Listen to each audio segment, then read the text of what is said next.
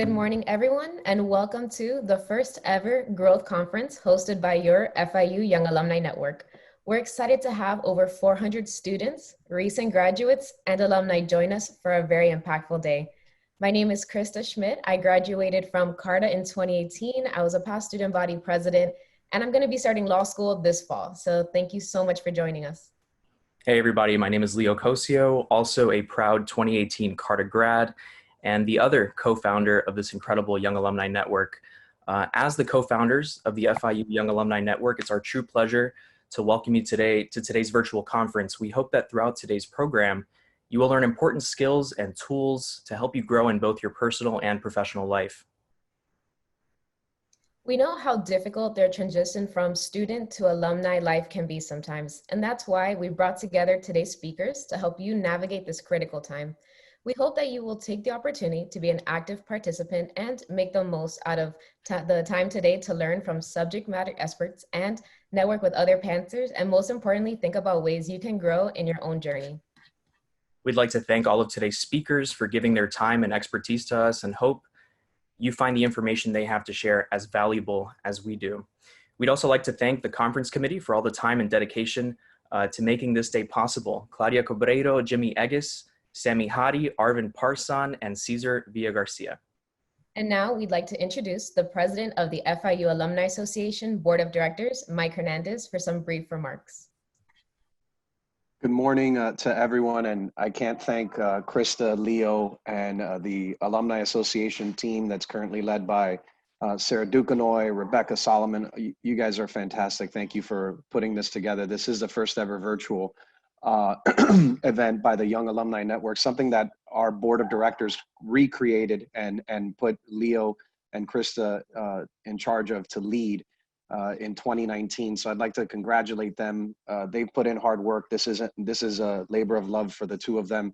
And as recent graduates, to be so excited about the university and helping our young alumni is just a testament to the kind of students that FIU is producing, the kind of graduates that we're producing. And that's a key point for all of you to know. The Alumni Association isn't something that you refer to once in a while. Once you graduate, you have a lifelong relationship with the association. We're about 250,000 strong at this point, fourth largest institution in the country. And if I'm not mistaken, which Sarah could correct me if I'm wrong, we are the fastest growing alumni association in the United States of America. And that's a testament to everybody who has put this together, and to our board of directors, which I represent. We're up to 26 now. Our board actually represents almost every college. I believe we're at every college and every school within FIU, and just brought on a new group of board members, which included our first ever board member from the Wertheim College of Medicine. So we are growing, we are expanding, and we hope that each one of you, if you have any interest in becoming more active, like Leo and Krista have with our Alumni Association Board of Directors, please reach out to Sarah, please reach out to me personally, whether it's through social media or through some other means. We're looking to help grow the BOD and grow our Alumni Association's impact. First, I'd like to congratulate any of the members of the class of 2020 that are joining us today.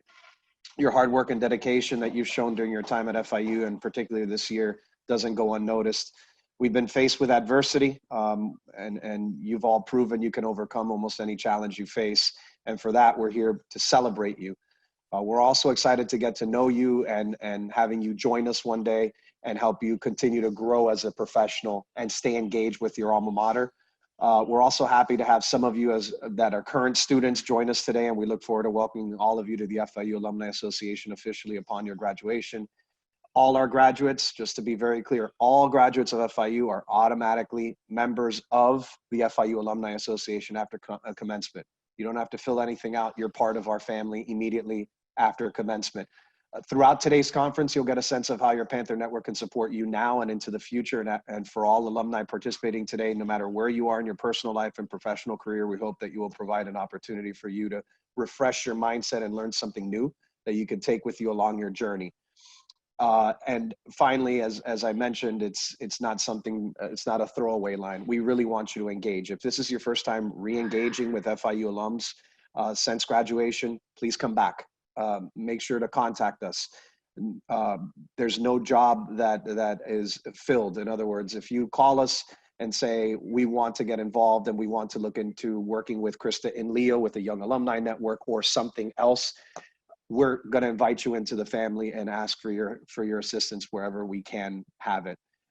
Variety of ways that you can engage, as I mentioned. We have personal development opportunities that we have that are ongoing, following FIU alumni at FIU alumni on social media, joining a Panther network. They're located throughout the US, signing up for our mentorship platform, continuing to rep FIU gear wherever life may take you. I wear FIU polos or any kind of merchandise from the university whenever possible and post about it. We usually tag with the hashtag rep, REP-FIU. We encourage you to do that. Conference organizers will provide links and resources to all of these opportunities and more, but I encourage you to visit our website, fiualumni.com, to learn more. Thank you for being here today. Hope you enjoy the content. The organizers have spent a lot of time putting together for all of you. Now I'd like to introduce our president, the 5th president of FIU, Dr. Mark B. Rosenberg, to share a few words. Thank you and welcome, Dr. Rosenberg. Thank you, Mike. Good morning, Panthers in the house. Way to go. I really love this gathering. I think it speaks very well of the passion that you have to work with each other, to improve, to get better, to grow. And I want to thank in particular Krista and Leo and Mike and Sarah's entire team. It's so important that we find ways to stay connected and to help each other. And now more than ever, it's important. And clearly, we're going through something that's unprecedented these days. This is a place we've never been before.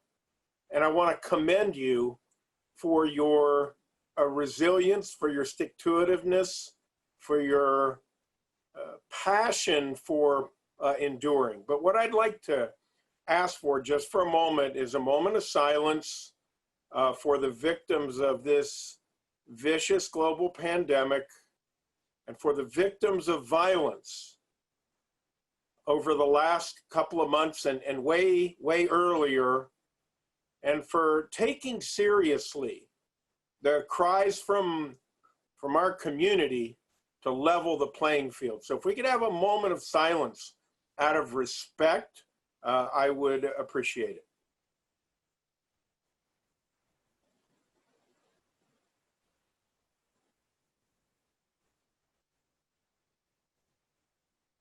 Thank you. Now, I know you're going to hear this a lot, but let me go back over it. The basics matter. We're in a global pandemic that knows no borders or boundaries or skin colors or races or ethnicities or genders. That is deadly. So we got to, each and every one of us, do our part to stop the spread. Wear your masks. You're protecting your friends and your family members when you do that. Wash your hands. If you're not feeling well, stay away from people. And obviously make sure that if you don't feel well, you've taken your temperature and you appear to have symptoms, that you find a way to get tested and find out what the situation is. This isn't going to go away just because the weather is good or the weather is bad. We have to work together to make it go away. So I want to ask you to do your part, and I want to thank you for that. A number of you have asked me, what's the situation of our FIU? I think you know what the situation is. We never give up. We never stop. We always find ways to get things done. We don't settle. That's part of our mindset. In fact, a week from Monday, we will begin classes. Now, most of those classes will either be remote or online. We will have classes that are face-to-face, but we will require social distancing, mask wearing, using the P3 app that we've developed for anybody who comes onto campus. And the campus will be open. The library will be open by appointment only. We will have a lot of different study areas that we've set up for students who may not be able to study at home or to work at home. So we're going to be open. Our healthcare services are open. Our advising services are open. Our victims empowerment is open. This university will find a way to continue to provide support and service for our 58,000 students, because we're going to get through this, and people need to get their educations. And if any of you are currently registered, I want to thank you. Keep on keeping on. The university is going to be a safe, healthy place. I promise you. We are spending a lot of time thinking through, following CDC and state guidelines. We're going to offer 7,000 classes this fall. Imagine that. And I'm really proud to tell you that in the last 4 months, we've graduated 11,500 students.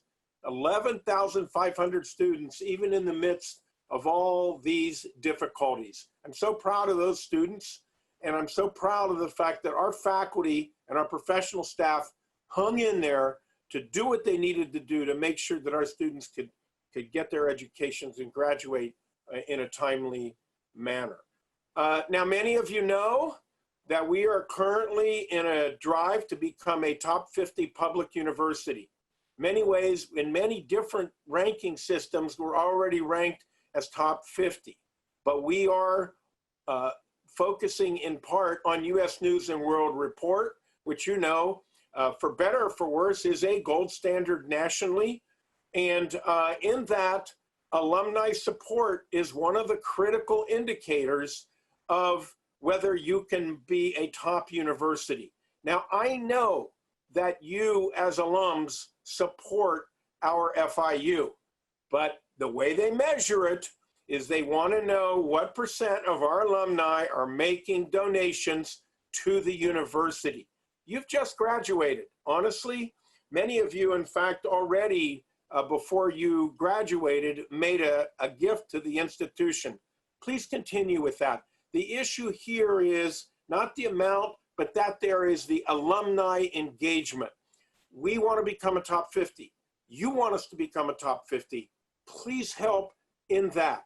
We know everybody's stretched a little bit, but it doesn't have to be a lot. Sarah can explain that later, but it is very important you find a way to give back. By the way, we have a campaign called Ignite.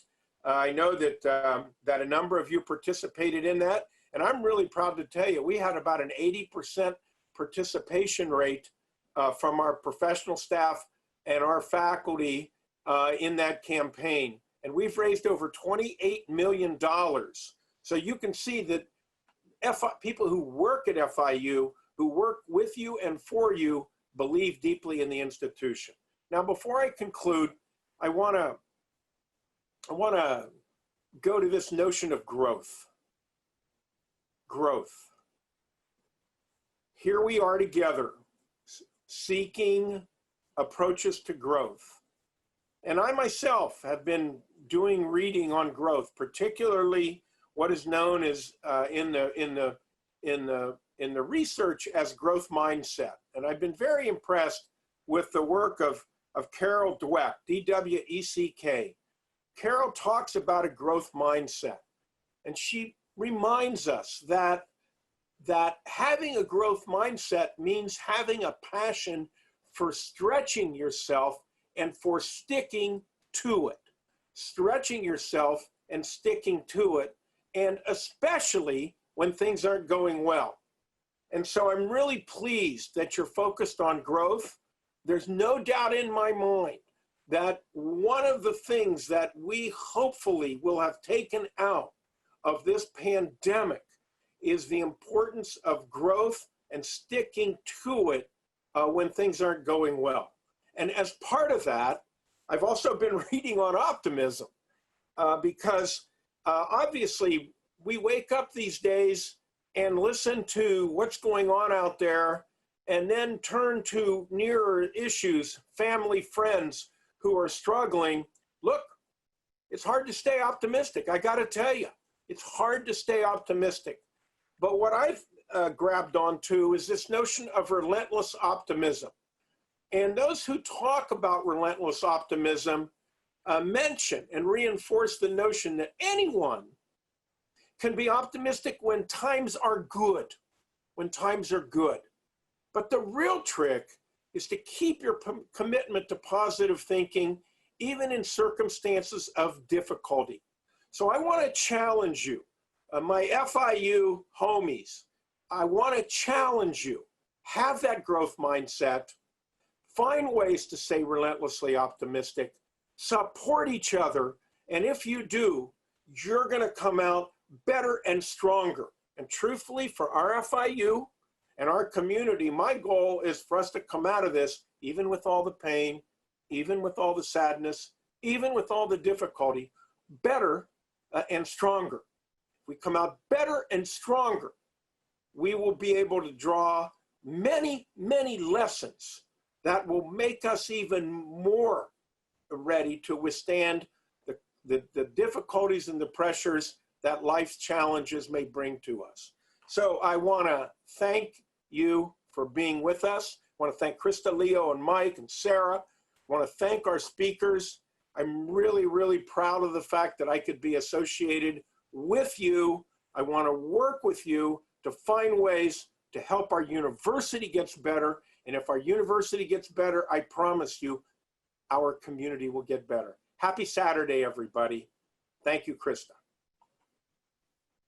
Thank you, President Rosenberg. As an alumni and a renewed student, I really appreciate your commitment to our health, safety, and continuing our education through these, rough times. But we're so glad you're able to join us this morning. And I'm going to pass it over to a few of our conference committee members to go over a few more points before we get started. Go, Jimmy, when you have it. Sounds great. Thank you so much, Krista. Hello, everyone. Jimmy here. Just wanted to give you guys a quick overview of the day so you know what to expect. In just a couple minutes, we'll begin the program with our keynote speaker, and then we're going to move on to our next two breakout sessions. So we have professional development at 11 a.m. and we have the financial literacy at 12 p.m. And then at 12:45, we're going to break for a 30-minute lunch break. Now, this is optional, so you are welcome to step away, go from your computer, go to Chipotle, do whatever you want, or you can join us and do a working lunch with us and do a speed networking and get to know some of your fellow Panthers. We're going to pick the program back up at 1:15 p.m. for our wellness breakout sessions and then wrap up the day with the closing remarks. Each of you have been pre-selected with the breakout sessions that you like to attend, so make sure that you have received your individualized agenda with all the different meeting links. And if you have any trouble throughout the day and you can't find the links or you can't connect or, you're just having any type of issue, you just please let us know. Feel free to come back to this exact webinar, and then the staff members here will be able to assist you. So now we have Claudia. Good morning, Panthers. We'd also like to review some quick housekeeping guidelines in order to keep the program moving throughout the day. Participant microphones will be disabled during the breakout sessions. If the speaker asks for participation, please unmute yourself. We recommend using speaker view on Zoom while in the Zoom meetings for best results. Please be respectful of our speakers and logging into sessions on time. We've scheduled several breakout sessions throughout the day, so we've scheduled several breaks throughout the day in between the breakout sessions, so you'll be able to get up and move around between the sessions. We'll be recording all sessions for future use. If you don't want to be seen, please turn off your video. According to the Code of Conduct, which was shared with everyone in advance of today, the conference administrators have the authority to remove anyone from the meeting for inappropriate behavior. Everyone that attends all of today's sessions will be entered into a chance drawing to receive a free executive coaching session with one of our esteemed speakers today, Dr. Shaniqua Fleming. In order for us to track your attendance for each session, please make sure your name is displayed on Zoom, not your phone number or a nickname. And lastly, please bear with us in case of any technical difficulties. We have extra support with us today to manage any issues we may incur. We thank you in advance for your patience and look forward to delivering this meaningful content to you today. Thank you, Jimmy and Claudia. Now we're going to kick off today's conference with our keynote speaker. We're very excited to bring this alumnus to you from New York City. to share his journey and answer some of your questions. Brandon Launertz is a producer at CBS News, where he manages social media for CBS This Morning, CBS's most successful morning news broadcast in more than 3 decades. Launertz began his career in high school, where he helped to run the school's daily morning announcements. Shortly after graduating high school, he interned at NBC6 here in South Florida before quickly being hired as an editor and then later being promoted as South Florida's first social media editor. He later advanced to the market's competing station, WSVN, where I have the pleasure of working, to help lead their digital and social strategy.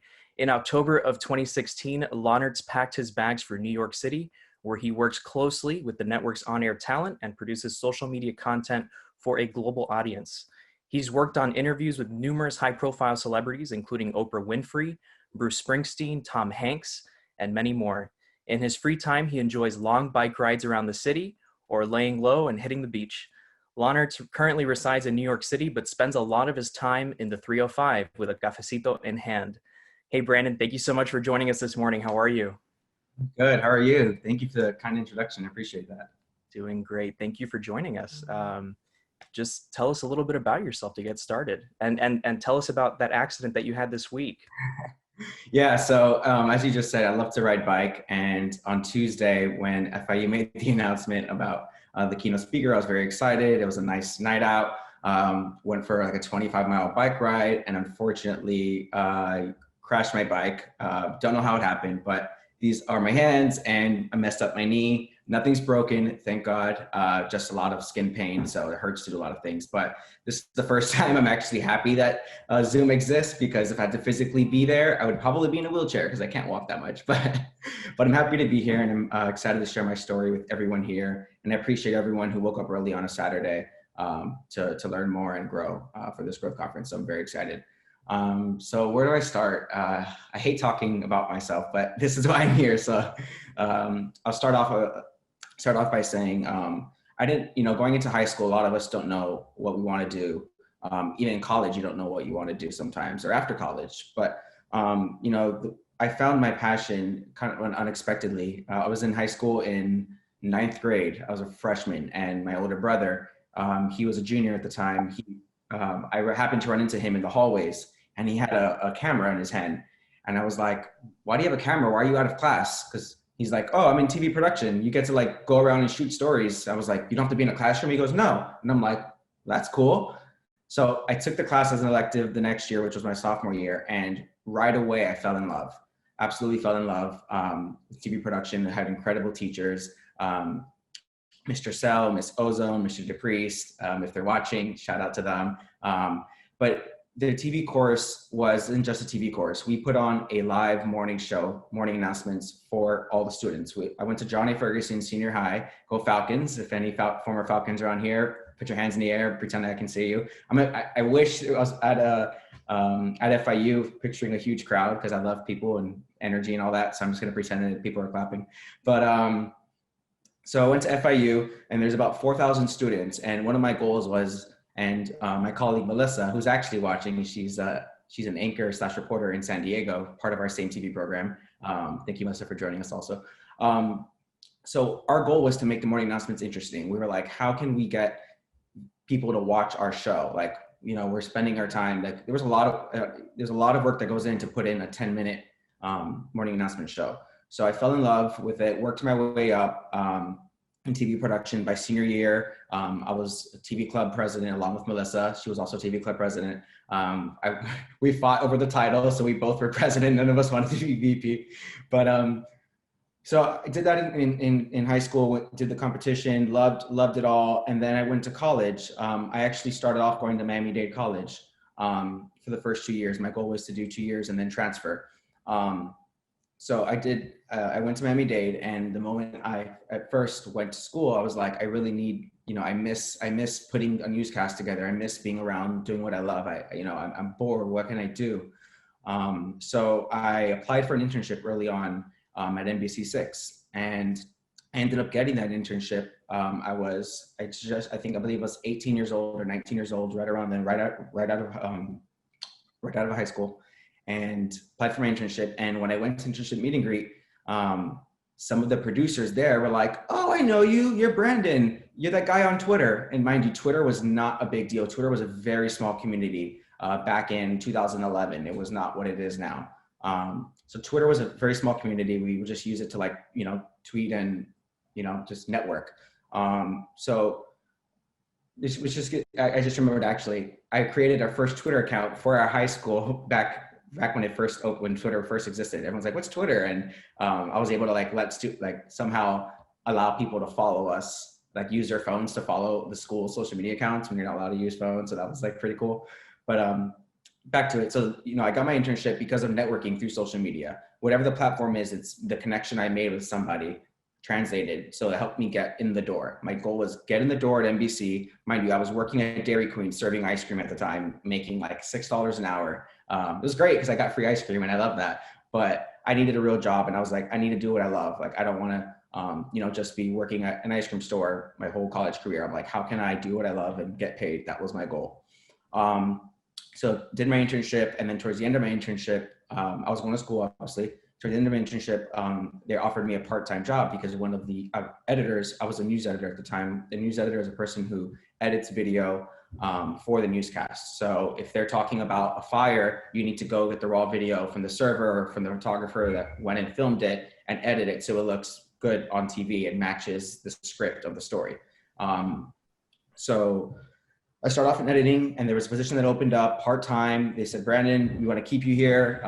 Let's have you work part-time. You can do weekday nights, 7:30 to 11:30 p.m. I was like, perfect. I can go to school during the day, have a little break, go to work at night, get home by like midnight, and then go to school in the morning. I was doing like 7 a.m. classes, which I do not recommend now. Those were tough. With Zoom, that I can do it, but going through traffic and parking and all that, it wasn't great. So I was at NBC for 5 years. And my second year there, you know, everyone says they have their big break. This was one of my big breaks. I was actually on my dinner break, and there was two editors working that for the 11 p.m. newscast, me and someone else. One other person went out sick during his dinner break. He was unable to return to work. So my boss at the time said, Brandon, you're next up, you're the one in line to lead the newscast, you're lead editor for the night. So I was lead editor for the night. We ended up having breaking news. It was the night that George Zimmerman was arrested when Trayvon Martin, for the Trayvon Martin case. So it was an ongoing, it was the first time he was charged. It was the first time he was charged, let me correct that. So it was a big deal in the South Florida market. It was a story we were covering heavily. So we had that. Newscast was phenomenal. Ended up, you know, being a smooth newscast, no errors, everything was clean, and the newscast ended up getting nominated for an Emmy. And because I was the lead editor that night in that spot, I was part of the team that got nominated for an Emmy. Fast forward a few months later, I was part of the team that won that Emmy. I couldn't even drink alcohol. I looked like a baby. I wish I had pictures to show. I wish I prepared and put a picture up, but it's fine. So here I am, like I think I was 19 years old or 20. Winning an Emmy, and it was like my, you know, every producer's dream is to win an Emmy. So shortly after that, they promoted me to social media editor, and that was a position that didn't exist. And the reason, you know, they promoted me was because I felt like we needed a social presence. We need to engage with people. Instagram had just come out, and I was like, oh, this is cool. So I said, let's start an Instagram. So I created the Instagram for NBC6. Started that, and I did that on my own time. Did that like as an extra job. I just said, you know, I volunteered. I said, I want to do this. This seems like an opportunity. So because I did that, and because of the hard work that they saw I was doing, they promoted me to social media editor. And I did that for a couple years. And then after 5 years at NBC6, I was ready to go full time, and a better opportunity presented itself at WSVN, which is 7 News in Miami, which is a Fox affiliate. So there I was actually attending FIU at the time. By that time, I had transitioned from Miami-Dade to FIU, and FIU allowed me to work, you know, a lot of the classes were online and virtual, and they also had a lot of flexibility in what times I can do, because now I'm working a full-time job. I was like, how am I gonna go to school and work this thing? But I'm also like, I'm about to graduate. If I can get a full-time job before I even graduate, like, this is amazing. So I was doing both. I was doing quizzes and tests on my lunch break. I don't even remember if I told my boss at the time I was still in college. I think they just assumed I graduated, but I was still at FIU working. And I was at WSFN for over a year. And then shortly after that, I was at a conference, a journalism conference that I was asked to be at. The reason I was at that conference that they asked me to be at was because I met somebody on Twitter who invited me to be on the panel for that conference. So it was a conference about journalism, and I was representing WSVN, and some of the panels was, I think, someone from the Miami Herald, someone from CBS, who is now my former boss, and a couple other people. And after the panel, he goes, "Oh, that was amazing." He goes, "Let me ask you a question. Would you ever consider moving to New York City?" And I was like, "Yeah, I love New York City when opportunities, right? Like, sure, one day, like that's the dream." You know, I was super happy at my current job. I had no intentions of ever leaving. And he goes, "Oh, well, he's like, I'm hiring and I think you'd be a great fit." And I was like, "Really?" He goes, "Yeah, here's my card. Email me if you're interested." Went home, emailed him like right away. I didn't even look up the job. I was just like, "Yep, I'm interested." So it was for an associate producer position for social media at CBS This Morning. CBS This Morning is the 2-hour morning news broadcast that airs on CBS across the country. So now I'm at my dream job of a network, working at a network. So I got my foot in the door there, and I've been there almost 4 years now. Since then, my boss left. He actually went to Netflix, and I got his position shortly after he left. So now I have my dream job of being a producer at the network level, and I've just been blessed with incredible opportunities at CBS with different interviews and breaking news and just crazy kind of things that I want to write a book one day because of the amount of things that I've worked on. But I'm just really excited to be here. So Awesome, man. Thank you for joining us again. And it's such a great story. I mean, everything in the news business moves so quick, and it hits you and you're like, "I'll take it. Let's go." You got to move with those open doors and just keep going. Krista's actually a Falcon. I am, yeah. And I actually did TV production, both the morning shows. I don't know how they let me do it. So I know that experience of being able to just run around interviewing people randomly and just doing really fun stuff. But thank you for paving the way for my experience, it sounds like. Love that. What class were you? 2014. Okay, nice. Awesome. Wait, I know I shouldn't ask. Who's your teacher? Did you have Miss Ozone? Yeah, and Mr. Martinez. Awesome. I think it'd be really great if you had one piece of advice for the class of 2020. What does that look like? One piece of advice. Well, because you're class of 2020 and 2020 is a year that's going to be in history books, I'm going to give you more than one piece of advice. First piece of advice is learn everything. The first job in your industry, whether it's an internship, whether you're just shadowing somebody, learn everything, ask a lot of questions, volunteer to do things that may be out of your boundaries. During my internship, I said I wanted to do more than just editing, which is what I was assigned to at the time. I wanted to learn how to pick up calls at the assignment desk and answer breaking news. I wanted to learn how to pick up a camera and shoot things. I wanted to learn how to press the buttons in the control room. So learn everything you can. You look for a mentor. A mentor is so important. Find someone that believes in you. Stay in close contact with them, even if you could be miles apart. I have mentors who they moved on and they're different stations, different networks, and I can still call them and say, "Hey, what do I do here? This is this XYZ, whether it's a career move or I need some advice. I'm not sure what to do. Should I leave Miami? I don't know if I should go move to New York by myself, XYZ." Go take the risk. There's nothing stopping you. Miami's going to be there. Miami's not going anywhere. When you leave and you come back to go visit, it's going to be exactly how it was when you left. It's going to be the same thing. So don't be afraid to leave Miami. Go fly, go live your best life. We have the opportunity now to work remotely, which is huge. I think it's so important to travel. I think it's so important to use social media as a networking tool, not just for your personal life, but as your professional life. You have YouTube now also, which is an incredible resource for learning things. So my advice is shoot your shot, don't say no, and learn everything. That's, excuse me, that's great advice. Another question for you. What were some of the things you did as an undergrad? We have a lot of students that are watching right now. What were some of those things that you did, those involvements that you might have had at FIU that you think prepared you for your time in the news industry? Yeah, so, networking is key.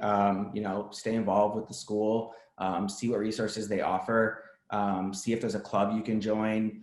You never know, let's just say we're in a club and I meet Leo and, you know, down the road, Leo works somewhere where I've always wanted to work and there's an opening, he may refer me to that job because we met in that group. So it's so important to network. It's so important to just explore, and don't be afraid to, like, don't be shy, like, go up to someone, just talk to them, you know, email somebody, DM them if you have to. Like, right now is the time to, like, not be shy and get your foot in the door wherever you are, even if it's virtual. Right now, like, we have an advantage of being virtual, that everyone is connected, everyone has these resources. It's 2020, like, we're all on our phones. So, you know, don't be afraid to just take a risk. That's some of what I would say. Yeah. That's a great answer. Thank you so much. So we have a question from Natalie. She says, Brandon, I found your Twitter and pinned tweet just shows your commitment to intentionality. You mentioned how you went out of your way to start the Instagram account outside of your work description. How, as a young alumni, can we find opportunities to be more intentional? I'm sorry, repeat the question one more time. I was looking at my wound. No worries. So I'm going to skip the little before part, but it says, how as a young alumni can we find opportunities to be more intentional, coming off of the tweet that you had posted? Yeah, I'm not sure which tweet exactly referring to, but you know, be creative, try new things. If you're talking about the Lizzo, I'm gonna pull up my Twitter. I think they're referring to my pinned tweet about Lizzo. Googling it, stand by, guys. Hold on. Oh yeah, so can I share my screen? I don't even know if that'll work. Share the tweet with us. Read it out. It's just a photo, like, makes the tweet, but the pinned tweet says, when I saw this pic of Lizzo, you know, superstar Lizzo, and her tiny purse at the AMAs, I was thinking, this is incredible. Once I found out she was going to be on CBS This Morning, I had this crazy idea of creating a tiny mug, and it turned out flawless. She loved it. So the photo on my Twitter, if you're able, guys, to pull up my Twitter, it's my last name, twitter.com/Launerts, Launerts. But it's a photo of Lizzo holding a tiny purse at the AMAs, which went viral. And then shortly after, I found out she was going to be on our show, and I was like, ooh, I love this tiny purse thing. How can I, like, do something with that for our show? So I had the idea. I was like, morning show, what can we do? I was like, ooh, coffee mug. So I went to our set department and I was like, how can we create a tiny mug? And we have an amazing set designer company who helped us out, who helped us build that. And we ended up having our CBS This Morning tiny mug, and then unveiled it on the air. And Lizzo's reaction was priceless. So that was a cool moment of being creative and just thinking out the box and taking a risk. You know, I went up to our executive producer, said, hey, I have this cool idea. I know it's not something we would normally do, but, like, what do you think? And they're like, I love it, let's do it. So that was cool. We encourage the audience. Go ahead. I hope I answered the question. Yeah, I was just going to say, we encourage our audience to send in more questions. We want to make sure you guys get your chance to ask Brandon some more questions while we have him here. Krista, any questions in there? So we have a question from Dean Schreiner. Thank you so much for joining us, Dean. He says, Brandon, can you tell us some of the important skill sets you learned while studying in our Department of Journalism and Media? Sure. So full disclosure, I actually wasn't in the media program as part of FIU. My schedule didn't work out with the classes at the time. A lot of those classes were during the day, and because I was working, it didn't work out. So I actually studied communications, which is something I love. I think it's very important to learn how to communicate, learn body language, and all those things. So I took a route at FIU, which I'm blessed that I was able to be flexible with. I took a route that allowed me to work, remotely and some in person, but it wasn't, unfortunately, the full journalism program because of my situation. Now, if I wasn't interning, I would have 100% gone that route. But I'm a huge fan of learning, in your field and getting hands-on. And I was blessed that I was able to learn also something different. I was able to learn a track that I necessarily wouldn't have first picked, but now I'm glad that I picked. I'm going to ask you our last question since time is running out. Why do you think it's important for young alumni to stay connected to FIU after graduation? Yeah, it's so important because, like I said earlier, you never know who you're going to meet. You never know what opportunities are out there. You never know if FIU has relationships with a certain company or an organization or something that may open up in the future. There are lots of companies that sometimes are looking for new hires, and they reach out to universities saying, "Hey, we're looking for some former students who specialize in this area." So it's so important to stay connected with FIU. I'm blessed that I've been connected with FIU since I graduated. I cannot believe it's been 4 years already. time flies.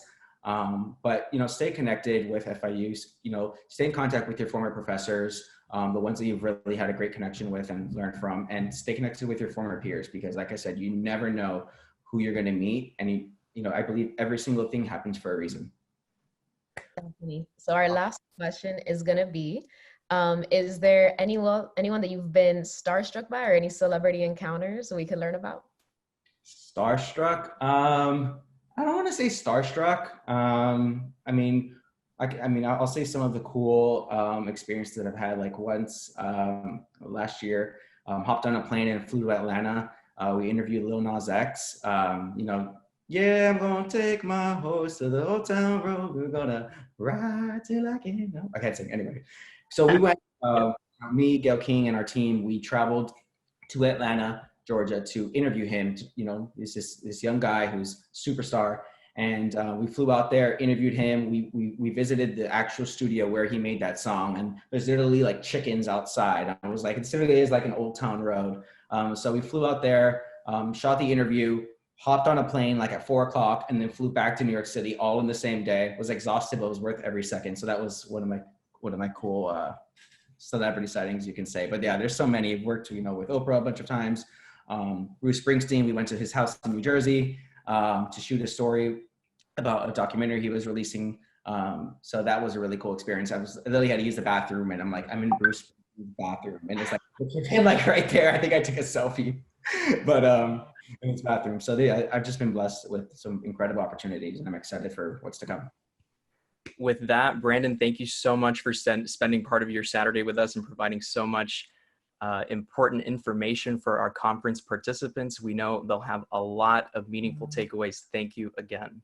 Thank you. And thank you, FIU. I really appreciate it. And thank you, FIU Young Alumni Association. I really appreciate it.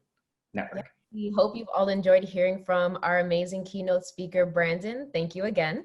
We're going to be taking a 15-minute break before we start our professional development breakout sessions at 11 a.m. We're going to be dropping the links here in this chat for your next session, so please check it out. We can't wait to see you there. The speakers are so excited to teach you all what they've learned and to hear from you with their questions. So please make sure to use those links, check your emails as well, and we'll see you all in 15 minutes. Thank you so much.